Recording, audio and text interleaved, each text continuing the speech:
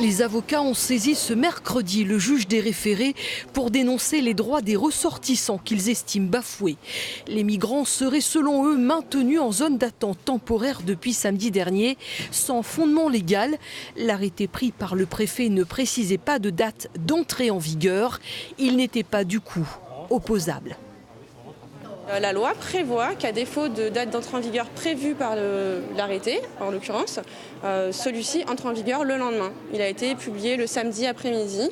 Il ne pouvait pas leur être opposable dès le jour même. La conséquence directe de ce qu'on soutient devant le juge, c'est que nous considérons que cet arrêté ne pouvait pas leur être opposable et qu'en plus, elles sont arrivées à Sainte-Rose. Il n'y avait pas de zone d'attente à Sainte-Rose. Le droit d'asile, ce droit fondamental reconnu par la Déclaration des droits de l'homme et du citoyen, a été quelque peu bafoué dans cette procédure, puisque nous avons considéré que tous ces Sri Lankais, tous ces étrangers étaient entrés sur le territoire français en qualité de demandeurs d'asile.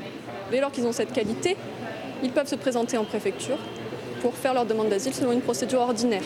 Donc entrer en préfecture, on retire un livret, ce qu'on appelle un livret OFPRA dans lequel on écrit le récit, accès à un conseil, accès à une association, à un interprète pour bien préparer ce récit-là et par la suite un entretien OFPRA. Des ressortissants retenus de manière irrégulière sur fond de procédures bâclées. Les avocats ont aussi demandé leur remise en liberté. Le délai de placement expire ce jeudi. Il reviendra au juge des libertés et de la détention de décider demain du maintien ou non des Sri Lankais en zone d'attente.